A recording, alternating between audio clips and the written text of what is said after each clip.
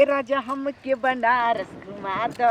चल के चौकावा पर चौमिन खिया दो, चल के चौकावा पर चौमिन खिया दो, ए राजा हमके बनारस घुमा।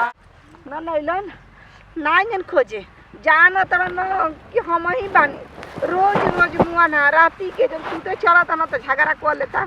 हमार फीलिंगे नहीं के समझत मेहरानू कैसे रही सन जब मर बोलबे ना करी बतियेबे ना करी। यही से हम भाग के खिसिया के आके जब बैठल बानी जा जोहत रही हो। जब खाना ना मिली पानी ना मिली तब समझ में आई कितना हम उतराए रही खुश रहत रही कि हमार बियाह शादी होई तो मर्द के संगे राज करब राज। हमरा समझे में नहीं खियावत, लागत ना कि हम पगला जाई। तारवा एकदम दिमाग काम नहीं छे करत।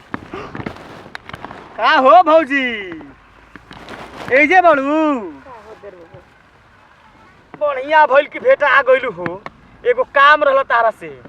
का हो बड़ा हमर खजुआता हो। अरे मोना बेशरम बेहाया हां ला शर्म नहीं लागत फटक के ले हेला वो कहीं का लाज शर्म में घोर के पी घले बड़ा का तार मन करता तो गाड़ी हरदी लगावा लो भौजा ने कहबो ए मर्द भौजी खजुआत न बा तो छील लो।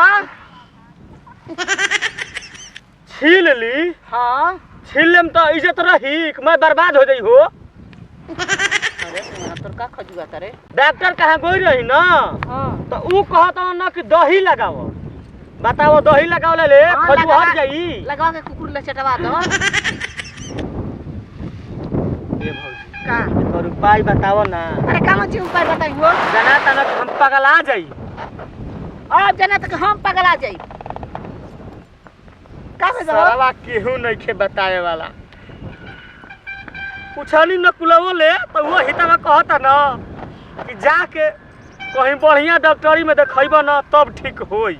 ए का बार बड़ा तो का खजुआता हो देखा ना तनी का भइल बा हमर कपड़ा में। कपार खजुआता दिन भर खजुआत रहता मर्दे। ओ सही हमार खूब खजुआत रहे और खूब रगड़ी जन लो कपड़ा लेकिन हम माटी से नहीं ठीक हो गई हो। देखो भौजी माटी से नहा के ना हम देख लेल बानी। हे जाओ देखो तो आवा आवा देखो तनी हम तो जानी कि कुछ औरी तार खजुआता हो। देखो ई सरवा काहे खजुआत का हो मन करता कबो को माचिस बार दी किरासन गिरा के। लिख 22 त का होई है देखो तो हई हई लिख से खजुआता 22 आई ये त नहीं मार रूसी 22 तारा बारवा में का हो देर बबुआ बोला नहालो ना का हो ना हो असो सोचता नहीं ना कि होली में रंगे से नहाई। यही से ना बोका लेखा बसा तो वो आहा एक पोरते से एक पोरते जान लो ना रूसी आ लिख छपले बाड़ी सो तो खजुएबे ना करी। सही तो झूठो कहतनी तनी ए भौजी तनी हेर ना दो त का करतनी बरबा थोड़े नचतनी ढिलवे हेरतनी तनी बढ़िया ले हेर दहो। तू ही तो एगो भौजाई बाड़ू न तो औरी गांव में के ना मैं खिसियाली सा जिसे जनाला ना कि हम हनी के राखी ना। क्या करत रहो अच्छा ये बताओ का हमर कपड़ा में के ढील कहला सा कि लिख। लिखो बैसन अब ढील तो हमके नाम मिल अच्छा लिखे मान के चला कि लिख हेर तड़ू हाँ। तो हम तारा के रख ले हनी। अबे सरवा कौन देखियो सा ना तो कहियो सा ना कि ओकरा मौगी के रखले हुई का कौन देखियो सा तो कह दिहा सा। चुप रह जब हम वैसन हइए नहीं कि तो हमके कोई कहे कि कही हो उ ना कही ठीक बा लेकिन कोनो देखियो सा ना तो जरूर कह दिया सा। हम तारा जाने काला ले ना कह दही कि कह दिया सन बढ़िया ले हेर दतन। आप लइकावा के समझा दहो काहे के हो सरवा दिन भर गाड़ी देत रहता कौन उठा के पटक दियो सा तब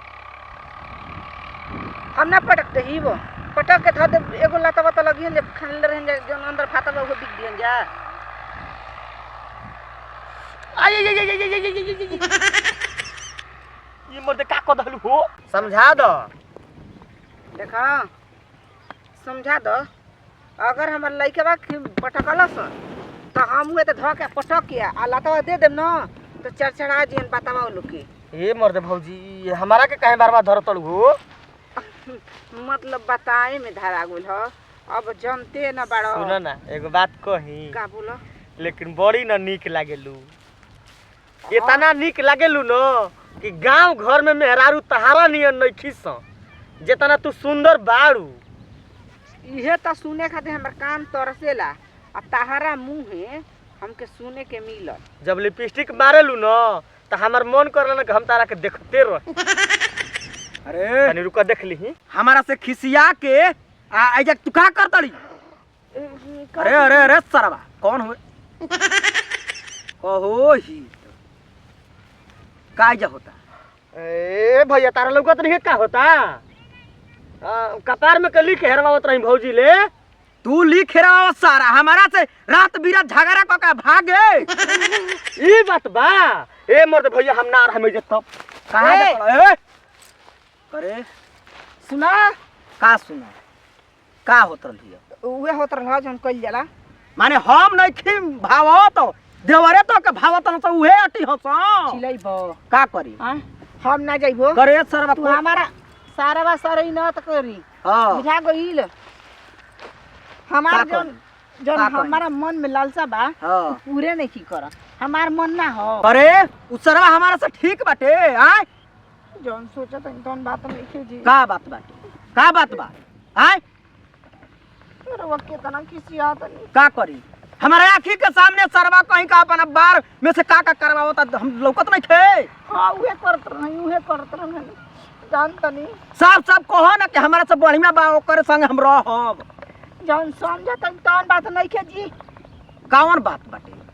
उनकर कपार खूब को कुलाता। और सगरो डॉक्टर कहाँ दिखा देले हम। हाँ अब उनका बार में तू ही डॉक्टर भइल बाड़ू। ओकर बार में के रोग तू ही निकाल देबू। आय उनकरा बार में रूसी पर गल बैसन ढील पर गल बैसन लीक पर बैसन यही से खबुरावत रहन आया के हमके देखावत रहन। साफ साफ कहो ना कि उहे हमारा के चाहता। हाँ जी हाँ। जब रउआ हमारे संगे हंसब ना बोलब ना बतियाई ना तो दूसरे ले ना बोलब बतियाईब। दिन भर काम कर कर हम गार फटल बा त हंसी या बोली बतियाई कि खा के सूती। तो वो जब सुतिए जाई तो हम माई को बनब रो बाप को बनब। हाँ उ सपना हमनी के कहिया पूरा होई? यही से रात बिरात हमनी में मार झगड़ा लड़ाई करम ना होता। लड़ाई। आज तो रो भलू खनवे ना देही।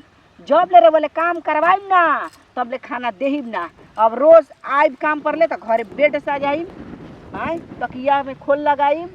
खाना खाए से पहले सोच ली कि रोज से का करवाई। तो देखिए ए रानी सुनो, आज के बाद हम ईटा वाला ही काम छोड़तनी। अब जाके ईटा पाथा। अच्छा ये बताई जितना दिन में ईंटवा पाथे लन अच्छा त का अपन मेहरानू से बोले लन ना बतियावे लन ना भर पेटा रो से बतियाए तब भी खाना खियाई। ऐसा काम करो ना कि बढ़िया बिस्तर बान हो आ चलो हम तू बनारस वो जगह अपन ईटा पाथल या बोल बतियावत रह जाई। अच्छा ई बात बा। हां तो बनारस जाए। ए राजा हम के बनारस घुमा दो। चल के चौकावा पर चौमिन खिया दो।